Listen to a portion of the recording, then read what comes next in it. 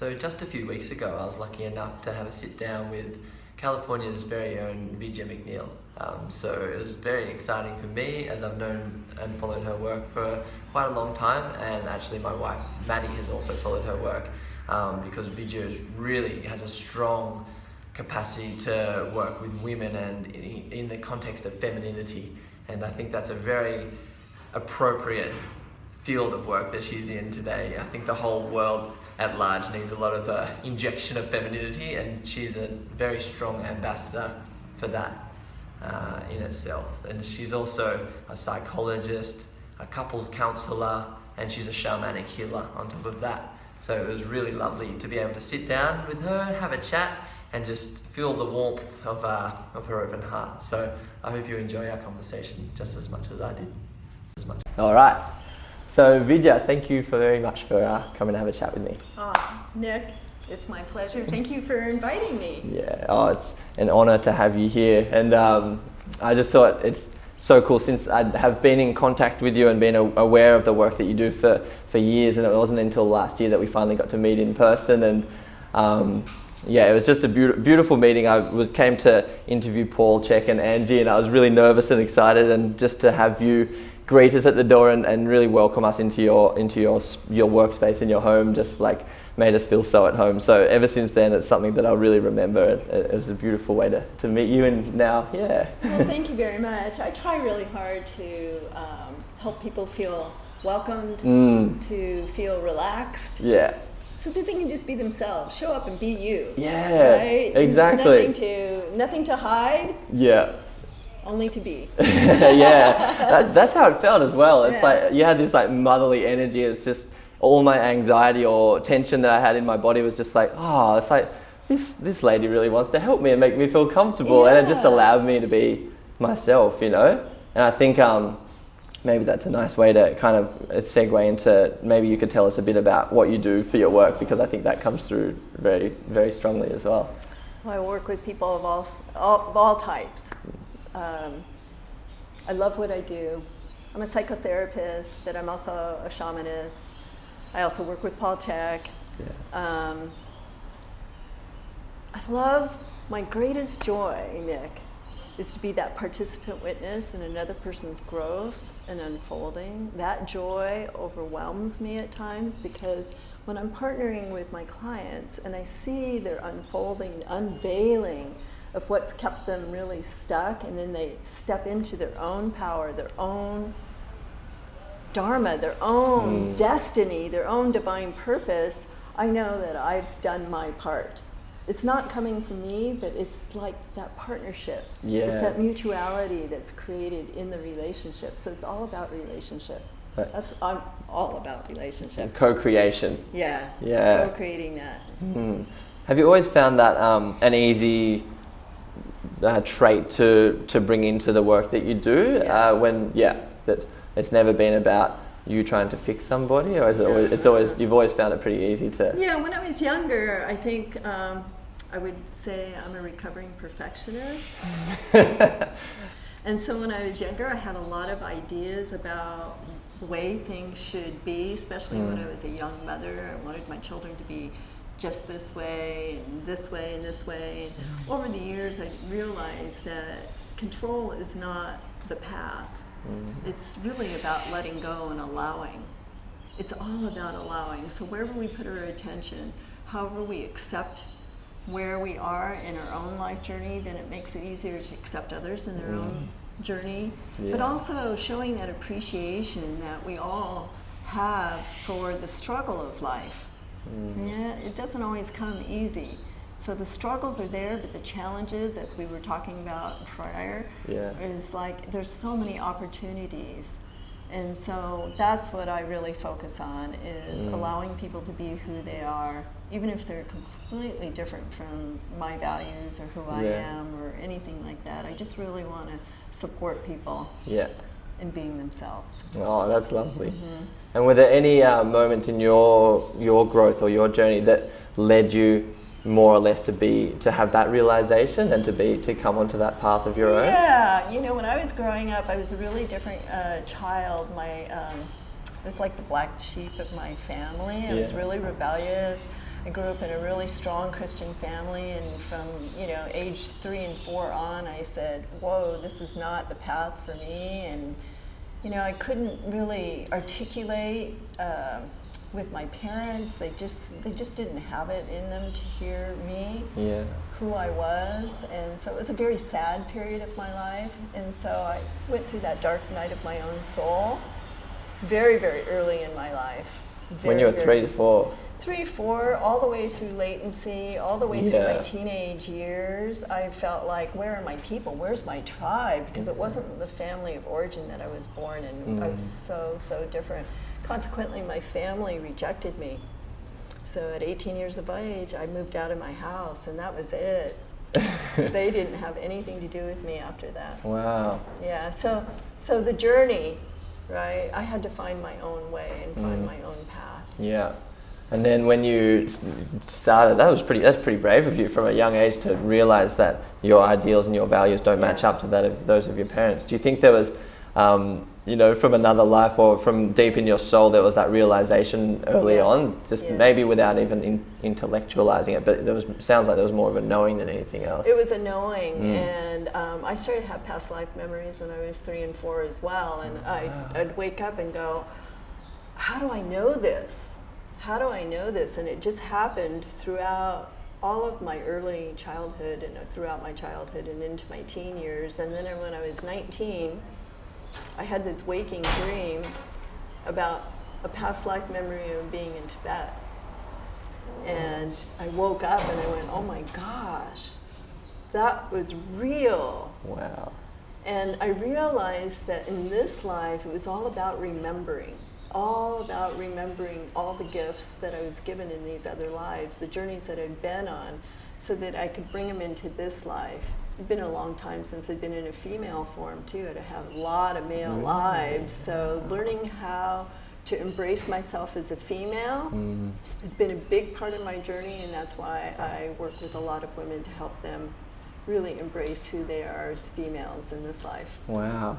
I'd really love to talk about the femininity and the work that you do with women, but maybe first, how did you access the realization from past lives, or do you help other people do that? Yes, I do. Right. Yeah. Is there any ways that you can share of how you would encourage that? When I was in my 30s, I met this psychologist who was also a contemporary shaman, and he saw my gifts. Yeah. So he took me under his mentorship, and he taught me, and he really encouraged me that I could trust my intuition. I could really, really trust what was rising up inside me. Not to censor it, but to really be with it and embrace it. And as a consequence, then I went back to university in my 30s, and I was shown, I started working with my own guides, and I started working with my own master teacher, all my internal angels, if you want to call them that. I don't really call them angels, but I call them guides, light beings. And they guided me to Transpersonal University, where I got my degrees in humanistic psychology and marriage family therapy. And that whole journey was such a beautiful journey, because every course that I took, the instructors, the other psychologists really acknowledged me, and they said, you're not like other people coming through our run-of-the-mill student. Not at all. And did they encourage it? Yeah, and cool. as a child, I was very shy and very withdrawn and very afraid of, like, the mantra that kept running through my mind was like, I don't know how to operate in the material world. I don't know how to be here.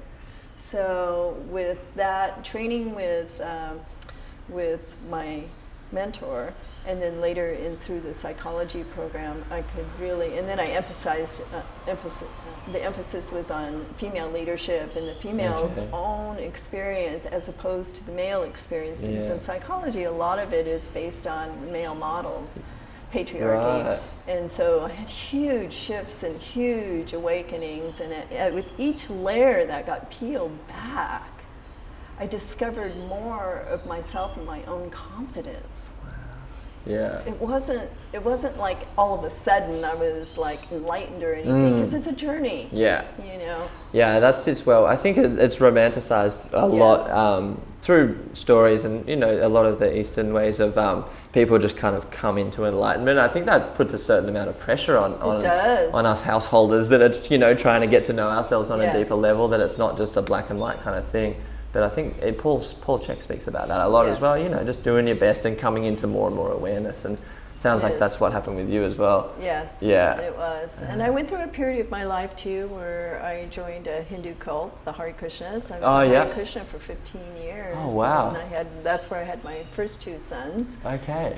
I was a mom and I was a priestess, and you know, I learned how to cook, and I started restaurants and did catering, and so food became a really important part of my journey. And so early on, because of my values, I rejected all of the commercial values of food and eating, and I've always maintained a super clean, healthy diet. Yeah, of course. Organic diet. So. Yeah. Oh wow. Yeah. And your time in the Hare Krishna way of living, was that something that you can take in from your further experiences in life? Was it a positive experience overall? Super positive experience. So at a certain point, my meditations were going so deep that the temple authorities said, oh no, you can't ask the other devotees if they're having similar experiences as you. And matter of fact, we don't want you to do that. And I knew then that, okay, my time here was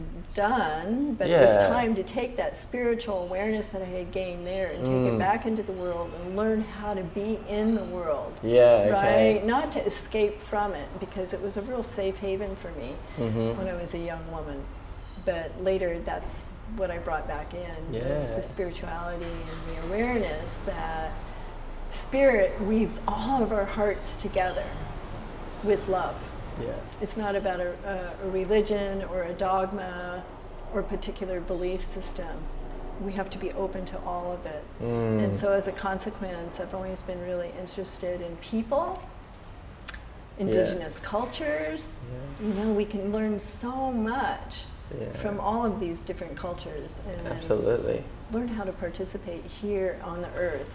You know, being here, we're earth creatures. But we are spiritual beings having this very earthly experience, right? Yeah, for sure. Absolutely. So we can have fun with the journey. Absolutely. Hopefully we are. Yeah. I think there's a lot of people take their spiritual journey very seriously. Yes. Yeah. I did. You did? Oh yeah, when I was early Hare Krishna, very seriously. Yeah. I was convinced this is going to be my last life. I'm getting out of here, right? Right. You're going upwards. Yeah. Yeah. But it's not that way. Yeah. Yeah, I think the most people who have had the biggest impact on me, I've noticed a pretty common thread that they're always pretty happy to laugh at themselves, and they're always pretty happy to admit that they're far from perfect. And which is really great that you say that, because now I can say I'm a recovering perfectionist. I think that's a great phrase. I love that.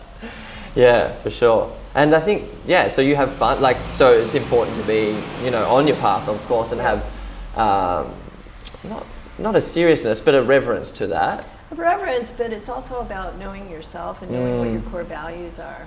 Because when we live a value-laden life, then we don't, we're not swayed by the external happenings or belief systems. We know. So my core values have always been true to who I am.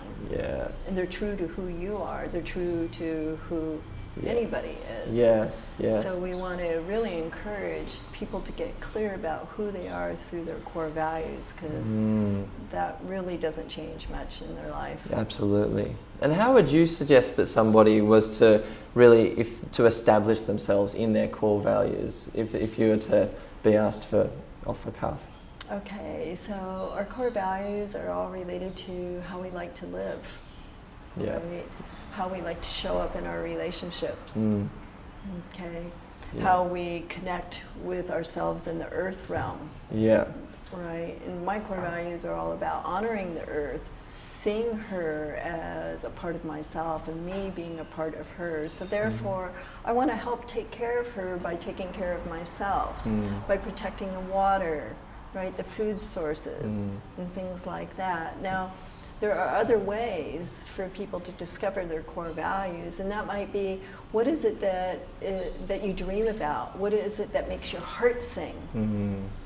Right? And some people like, oh, I love surfing, right? So if you love surfing, you love the oceans generally, right? Yeah, absolutely. And you want to, and you're connected, and Yeah. you want to protect the oceans, and so there's a core value right there that becomes a living value for yourself. Yeah, right. That you can kind of have that as one of your pillars that you go to as a reference point to see maybe if you're on, feeling if you're on the right trajectory and that kind of thing. Right, and then we all have talents and gifts and abilities. Like as a child, I thought, oh, I don't know how to be in the world, but I love creativity. Yeah. And I'm an artist, so I thought I was going to grow up and be an artist, right? Well, I did grow up and I am an artist, Yeah. right? So that's still a very important part of who I am, and part of my core values, that we are creative beings and that we can co-create together. Yeah. Do you think there's creativity in all of us? Yes. Yeah. Because I hear a lot of... Absolutely. It's like, I don't know if you've heard it, like when I invite people to a yoga class, they're like, I'm not flexible, it'd be no good for me. And it's like, I feel you're missing the point. It's the fear, you know. Because with creativity. The ego wants to compare and contrast. You know, oh, that is me, that's not me. Yeah, exactly. Right? And I'm not good at this, so I'm not good at this. So with creativity, it's almost the same. It's like, nah, I'm not creative. I couldn't do it. Yeah. But we had a client recently who came to visit us, and her creativity, I know she's a creative woman, and but she really struggled with allowing. It's the allowing whatever wants to come out, like just being at Kathy's art class this afternoon. I hadn't been in an art class for a long time, so it was just play. So really, creativity is play too. Yeah, cool. And as human beings, we need play, we need to sing, we need to dance. Absolutely. And how do you encourage that from people who would have a disconnect if they want to come and see you for their health, for example? How would you encourage or communicate the importance of creativity to them? Well, the way that I work with people, I do a lot of inner work with them. So even if they're coming for some external reason, the way that I work with their body wisdom, and I take them inside, and we access at the very end of our sessions the soul's gift, whatever that may be. And the soul might share its communication through an image or a vision. Maybe it's a sound or a phrase. Maybe it's a word that comes up, that rises up. Maybe it's a color or a feeling. Whatever rises up, we honor and respect that. And so part of the integration process is to journal about what came up, draw what came up, write poetry about what came up, anything. You could even dance it, right? So creativity isn't just a pen and a piece of paper. It can be a lot of different ways. Yeah. But we want to encourage, I always encourage my clients, and that is up to them to do the integration process. But when they do that and they share the work that they've done, it's amazing. Because now they're invested. They're in their own journey. It's not like I've given you a prescription and now you got to go do it. It rose up from their own self. So we want to honor whatever is rising up inside. So we use attention and awareness to notice what is rising up. And maybe it's not something that we want to rise up. Maybe it's resentment. Maybe it's sadness. Maybe it's anger. But if we can stay present with it, it's a teacher. For sure. And when we can relate to it as, wow, I can love whatever it is that's rising up, because it's teaching me about how to step into my soul's destiny, my divine purpose. Then it becomes a very powerful point of liberation and freedom. And I feel that possibly a lot of people, when they do have emotions that seem to be unfriendly, or maybe it's anger, resentment, fear, shame, or whatever it is. There's a tendency, especially among males, maybe with females just as much, but to press that back down. Yeah. Yeah. Because it's uncomfortable. So I help my clients understand, are you willing to be uncomfortable? Mm. You know, are you willing to be uncomfortable? Because if you're not willing to be uncomfortable, you're going to keep repressing, and suppressing. Yeah. And we want to liberate the energy that's taking from your vital energy to keep it suppressed. So we want to let that rise up, but we want to allow it to rise up in a very safe way. So it's not like you want to rip away coping strategies or anything like that. You want to allow things to rise up naturally, to be able to look at it, examine it, explore it. What does this mean to me? You know, what is my soul trying to guide me toward? Yeah. And do you facilitate that in a way that people, would they be going into a meditative state to then allow and would you be asking questions within? Yes, I do. What kind of questions would you be asking yourself if you were to be going, or if somebody was to be going through a little process beautiful. like this? So because I access the body wisdom, we have so much wisdom in our bodies, and that's through our senses. When I was working with Deepak Chopra, I learned that the senses are codes of intelligence. So a lot of Eastern practices say the body is an illusion, right? So if you connect with the body, you're just connecting with illusion. And what I learned from Deepak was, no, absolutely not. Honor the senses. We're embodied. Yeah. We're not living outside the body. We're in our body. So let's get to know the body. So when I work with my clients, I take them in to access their body wisdom via their senses. So what are you sensing in your body? Where is there tension? What's calling your attention in your body, even to the numb areas? And if you could describe that, how would you describe that sensation? Is it hot, cold, right? Is it sharp? Is it dull? Is it numb? Yeah. Right? Okay. To bring that awareness. So I ask these questions and they provide me the feedback. And then we go deeper with it. Okay, now, does if you could just get to know this energy form that your awareness is being called to investigate. Does it have a shape? Does it have a form of its own? And then we explore that. Does it have a color? Right? So we really get into whatever is rising up for that person. And notice when we start to connect with it, does it begin to shift? How long has this been with you? Right? Yeah. How long, and what is its purpose? Yeah. Because sometimes the purpose is, wow, I've been holding on to this, and I came in with it, and it meant to keep me safe. And so then I know, okay, well, how's that working? Oh, it's not working so good. Okay, let's ask if would it be willing to transform and show you a healthier way? Yeah. So And perhaps it does. Yeah. And it does. Now, for some people, it's a little peeling back. And for others, it just will evaporate and disappear. I had anyways, lots and lots of miracles happen in these sessions with people. And it's just awesome to be able to witness. Yeah, I can see how much you love it. And a lot of it seems that you're you're holding space in a big way, and you're asking questions, and a lot of people are doing the work themselves. So do you think we all have the ability to, with some mentoring and with some guidance, to heal ourselves in a big way? Yes. Yeah, absolutely. Yes. Okay. Yeah, cool. absolutely. Yeah. Yeah. Because all the healing is here. It's all within.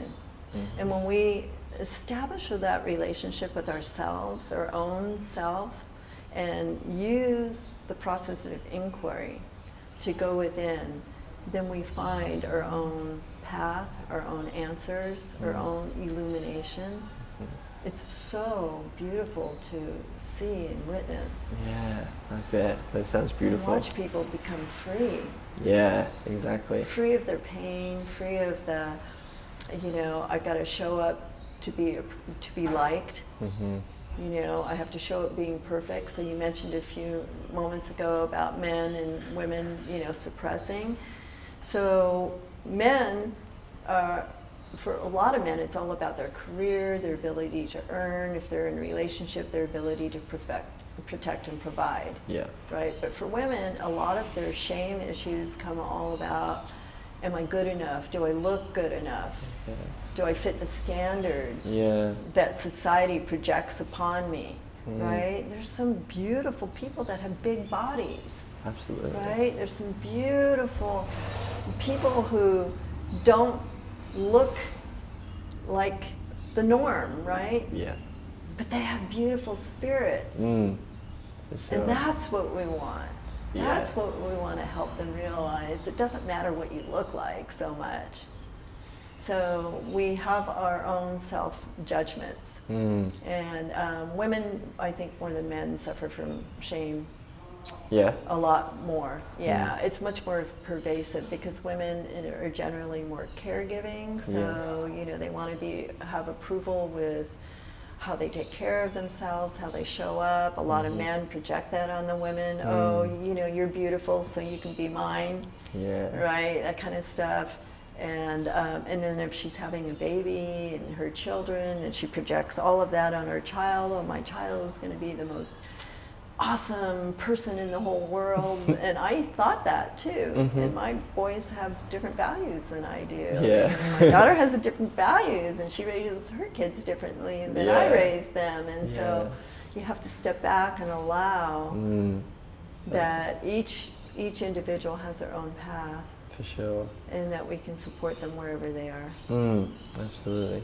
And so with the work that you do with women, I know you're in Australia at the moment to do some women workshops. Yep. What kind of work do you do with them specifically? Okay, well this particular workshop is called Sacred Feminine Rising. Yeah. Okay, so we're just going to allow the feminine to rise up, not repress her. So it's all about body wisdom and being aware. But also within that is that women are selves in relation. They're a very different model than a man's sense of identity. Yeah. Her identity is all wrapped up in her relations. Women thrive with other women. Yeah. They don't thrive alone, as opposed to a man. He does pretty well being single focused, on a path, kind of more linear, but women are much more spiral in their natures. And so what I have seen in working with a lot of women throughout the world is that they get caught in the trap of trying to mimic men's ways. So this workshop is about unraveling that. Yeah. And helping them to get comfortable so that they can truly accept themselves as selves in relations, so that they can then go back into their relationships instead of being resentful, lots of regrets, unhappy, feel empowered with who they are as females, as complementary partners to all the males in their life. Or if they're in gay relationships with their, you know, whatever, you know, their other partner. Yeah. So absolutely. it doesn't matter who their partners are. The thing is that we are selves in relation, and that's a way different model than men's model. Absolutely. Yeah, and I see a lot of women who come to see me and in the communities abroad. A common thread that I seem to see, and you touched on it before, is that there's a lot of us, and I see women are running hot. You know, they're really very yang in their approach. Do you see that across the board? Yes. Generally? Yes. Yeah. Because in our societies, in Western society, it's all about self-actualization, self-determination, self this. But if we look at just the word self, that's kind of isolating. Yes. And we don't talk about how women, when they get depressed, need other women. When they get upset or stressed, they need the attention and the affection and the ability to relate to other women to be able to talk. Even our talking style is very different than men. Yeah. So women will talk in circles, we'll start on a topic over here, we'll switch over here.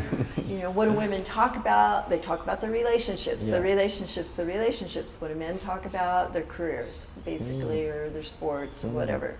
For So it's sure. a different way of being. So if I can help women become comfortable with understanding who they are as a self in relation, then they can then be empowered as fully feminine and honor the sacred sacred feminine that they are, and bring that back into their world without blaming others, without resentment of their male partners. Yeah. I'm all about partnerships. Yeah. I love it. Gotta have him. Yeah, definitely, absolutely. Yeah. I think as humans, we definitely thrive when we're co-creating in any sense, don't we? Yes. Yeah. We really do. And what I love about like men your age is that you guys have this awareness now that it is about co-creation. It is about partnerships. Yeah, right. Right. Complementary. For sure. Right. Yeah. And it's so different, which is so refreshing for me. Yeah. Coming out of the generation that I came out of, which Yeah. was super patriarchal and really strong division. Yes. But going back to your comment about women running too hot, Yeah. absolutely. Yeah. Women run way too hot, you know, because there's still, look at the examples in life. Yeah, for sure. You know, we don't have enough women leaders in the world, so all the leadership seems to appear like they're men. Mm-hmm. And Right. Yeah. And in order to make it in a man's world, you got to become more masculine. Yeah. Right? And Totally. I see that with all the people that are coming through our HLC programs as well, is that they're all way too young, you know, gotta go, gotta go, gotta go, gotta go. For I sure. can't rest, I can't rest, I can't rest. And if a woman is a caregiver, Yeah. then she'll give up herself Mm. to care for her family, or to care for a loved one, or to care for her parents or her children. And it's just, then she loses herself. And then we Yeah. have loss of self. Yeah. And then that's very young, Yes. because she can never catch up, so we Yeah. have to interrupt that pattern. Yeah. Otherwise, symptoms, habit. physical symptoms will arrive Yeah. on a hormonal level and physical Right. and So all what I that. tell my women is like, it's not your fault. Yeah. And they go, what? People want to make it my fault. You know, I'm Yeah. self-responsible. I'm accountable. It must be my fault. No, it's not your fault. You're just socialized into an environment which doesn't honor your need for connection in a different kind of way. Yeah. Beautiful. I really like that. How would, if you were, say, watching this and you felt, and a woman, and you thought, maybe I am running hot, but you haven't quite thought too deeply about it yet, what are some kind of strategies that you could implement, say, right now, that would maybe cool the system down, perhaps on a physical level, a physiological, psychological? Breathing. Breathing, right? Yeah, Uh-huh. really nice deep breathing, because we are the breath. Right. And so when people are running real hot, they tend to do really shallow breathing. Okay. So we want to bring them into the body via the breath. Okay. With each inhalation of the breath, it contains chi. The universe is present with love and support in the quality of the chi that we breathe every moment. So we can bring awareness just to the breath. That's a beautiful starting point. A beautiful starting point to begin to calm the system down. The other thing is in the last couple of years I've been doing a lot of study around the neuropsychology, the vagus nerve, things like that, and how we can stay present with ourselves. So eye contact, face-to-face eye contact, really connecting instead of avoiding. Yes. I notice that in relationships with a lot of the couples that I work with, they begin to mirror each other, the anger, the upsets. If he walks in and he's maybe had a hard day and he barely says hello, then she puts her head down and, you know, starts mirroring that too. You know, we want to interrupt that. So getting present. So the breath is the key to doing that. It's all about the breath. Without the breath, we don't have a body. Absolutely, yeah. Drinking water. It's real simple strategies. That'll cool the system down. That'll cool the system down. Being aware what happens if we're having too much stimulants, such as caffeine, coffee, chocolates, things like that, which, you know, look what they're doing. They're selling it now as like, oh, you got to have the best cacao in the world here, you know, but that's very stimulating. Yeah, and it absolutely. upsets the hormonal flow because women's hormonal system is so delicate that we have to also provide other strategies to help them feel like they can participate Yeah. without denying themselves. So Yeah, I suggest a lot of herbal strategies as Yeah. well to help cool the body down. Food, you know, learning how to prepare your own food. Just You know, connecting to food. connecting Yeah. if you have a garden and if you have a space that you can just grow a little bit of food, there's something magical going into the garden, being able to pick leaves. Or like I have an avocado tree in my backyard, and it's like I feel so blessed by my avocado tree. I've lived in my place for over 20 years, and I thank it every season. I talk to it. I thank it for its delivery of these gorgeous fruits. Yeah. You know, beautiful, you know, antioxidant fruit with lots of healthy fats and, Yeah. you know, things like that. So All the it's goodies. all about bringing that awareness back down into the earth realm. Yeah. Okay. Grounding. Grounding, walking barefoot. Definitely, There's another thing too, sounds of nature. So if we can get quiet enough and listen to the birds and be aware of them, connect with the sky, the movement of the sky, the sound of the ocean if you live near the ocean, so soothing for the nervous system. And then there's other strategies, drumming, rattling, are very soothing for the nervous system, because the drum is the heartbeat. When we rattle, we soothe. It's like a shower moving through our nervous system. Totally. And we'll be like, oh, Yeah. this is what it feels like to be at peace and very calm, present. And you're creating at the same time, and you're being a bit of a child at the same time. You're playing. Yeah. So like when my grandkids come over, I have my drums, and I have a basket full of rattles, and that's the first thing they do. And they come in, and they're like, oh, they pick up the drums and the rattles, and we play for a while, and then it's like, oh, Mata, can we go climb the tree now? Can we go climb the, you know, the avocado tree? I'm like, yeah, please do, right? I take them to the park, and they climb the trees. Yeah. They really love the trees. Oh, that's beautiful. Yeah. Oh, I love that. Okay, so some cooling foods, connecting with your food, Yeah. some breathing, obviously, Yeah. at the start, and also. So cooling foods would be like raw food. Mm-hmm. But Okay. I also see that with the vegan movement, there's too much raw food, Yeah, for sure. and then people become depleted. So we need the healthy fats as well. And because I was a vegetarian for 20 years, and my body got really depleted, Yeah. I know how important it is that we have really good animal source of protein as well, Yes. and know how to slow cook our meats. Mm-hmm. And when we know how to prepare our foods, it helps us to slow down and really appreciate who we are and what we have here on the earth. And it's not so difficult. Like a lot of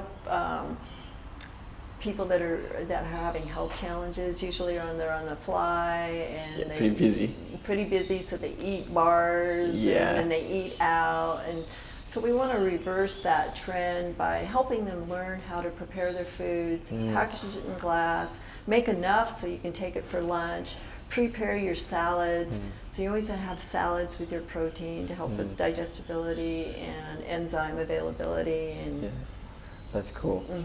Yeah, and I guess a lot of the males as well would experience. Do you feel that there's too much yang in the males? Like, what would you feel is a positive display of masculinity without being over yang? That's a great question. Well, a great display of masculine presence is that he's not afraid of his own femininity.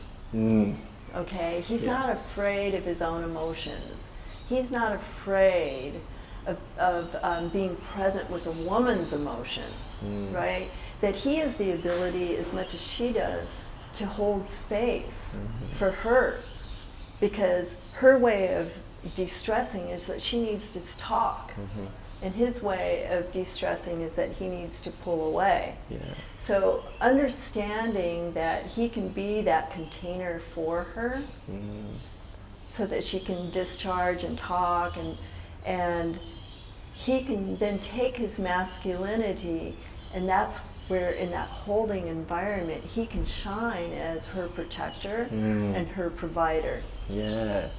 It's just beautiful. That is actually, to be able to access enough softness as a man to receive and be able to help, and then come into your the purpose of providing and protecting. Right, and then there's the creative factor too. So when men honor that they are creative beings, and that they are co-creative, right, and they find ways of expression. It's really important. They may sing, they may dance. Yeah, love it. Yeah. That's cool. Well, it's been so cool, like catching up and having a chat. I was just hoping I'd ask a few more questions that I'd try and ask, most people, which are a bit of fun. The first one is being, if you were to have like your perfect day, like what would that look like? Oh, my perfect day. Yeah. I get up at 4 in the morning. Wow, that's early. I love my mornings. Yeah. I love my mornings. I go to 5:30 a.m. yoga 3 days a week. Yeah. I have a lot of vitality and a lot of energy, but I go down early at night. Okay. But I love getting up in the morning, taking a cold shower, going off to yoga, heading up into my office. I make some tea. I don't drink coffee anymore. Yeah. I juice. Nice. I make, my favorite is a green juice. I use green apples and pineapple, and I usually put green leaves in there of some sort. Beet. I play around with the different types of juices that I make, and I feel really nourished with that. Then I have a nice healthy meal. Yeah. Right, and then I'm like ready to work. And I can work and focus for long periods of time, and then I'm like hungry a few hours later, and I make a big salad and have some protein with that salad, and then I like to take a walk. Yeah. I think it's really important. Walking is really important for helping healthy digestion. Because if we're just eating and then going right back into a work environment, then we're not allowing the full process of digestion being with our food. And then in the afternoon, I can work for a few hours, and then I can go home, and I like to do some art. Or if now that it's nice and light in the northern hemisphere, I go for walks down to the beach, because I only live a couple of blocks from the beach. So I do an evening walk and watch the sunset and feel gratitude. And that's the other thing, Nick. When we can honor and awaken with gratitude. So one of the first things I do when I get up, even at 4 in the morning, I look outside. I look at the sky. Is the moon still shining? Can I see the stars? Or are there clouds? So that tells me kind of like what's happening on the earth realm, and how is that going to inform my day as well. But to close out that day with connection with the sky once more, with the stars coming out, with the clouds coming back in the evening, because where we live, there's always clouds coming in the evening. Right. The marine layer flows back in. And that is a perfect day for me, right? When I'm not working, I like to go to yoga, and then I spend much more time outdoors, because I crave it. Do you get into rock stacking as well? Yes. You love rock stacking? Yes. I have rock stacks at my house, and people come over and they go, wow, how are those standing up? And I'm like, oh, they're just balanced. No way. That's so cool. Yeah. Yeah, I love rock stacking. It's because of you guys that I got into it in the first place. Oh, it's so much fun. It's like you're almost training, you're working out, you're being outside, and you're creating, and you're like meditating at the same time. But it's all about relationship too. Yeah. And that's what the rocks teach you, because if you're in your head and you're trying to build a rock stack from your head, it's gonna fall over. So you have to connect with the base rock, and then the next rock that goes on top, it has to fit. The relationship has to be there, and so you have to feel it. It's all about the feeling of it. Yeah. It's not the intellectualization of it, and being with it until it like locks in, and then it's like there's the fit, there's the relationship, and then the next one and the next one. Yeah, I love that. Yeah. I'm gonna be thinking about that next time I do a rock stack. Yeah, well, we're doing a Zen in the Garden when I get back I saw on the that. 19th of That May. looks so cool. And I tell you, it's so much fun. I bet, yeah. Because people come, and you get the big burly weightlifting guys, and they don't really want to do the big rocks. They prefer to make safe stacks. Okay. Right? But then we get the really kind of weak and wimpy guys that want to like try to wrestle with big stacks, and it's like Paul's like stop, slow down, breathe, connect with the rock, connect with the land. Be aware that there might be critters under the rocks that you're going to pick up. Learn to be with yourself, breathe, and be with all of it, and then create. Yeah. Wow, that sounds like a nice line or two to live your life by. It is. Yeah. Oh, cool. I can see that you're living your life that way too. Yeah, I am actually. I'm doing my best. Yeah. Well, I suppose before we finish, how can people find out a little bit more about you? They can find out about me on my website, which is akashaforlife.com. Akasha, how would you spell that? AKASHA, number 4, life. Cool. And I chose the word Akasha. That actually came to me. Akasha means space. It's a Vedic term. So it's one of the, we have space, we have air, fire, Yes. water, and earth. And so in the space, anything is possible. Anything. So space is the space between the inhalation and the exhalation. There's this little gap, we have this little space. It's the space between our thoughts. It's the space between you and I. Anything can happen. That's where infinite potential and possibility lies. So that's why I named my business Akasha. Akasha. Yeah, Akasha for and now life. I have a corporation called Kedra, which means friend of the soul. Ah, that's beautiful Yeah, too. so everything is kind of nested in there. Yeah. Oh, cool. Well, good luck on the tour Thank and you. the workshops. All the women out there are so lucky to have you there. I feel lucky to meet them. They're such amazing women. And Yeah. I feel so privileged to have met you and to have had this really great quality of time with Yeah. you. Me too. Thank you. Thank you so much. You. Yeah. Awesome.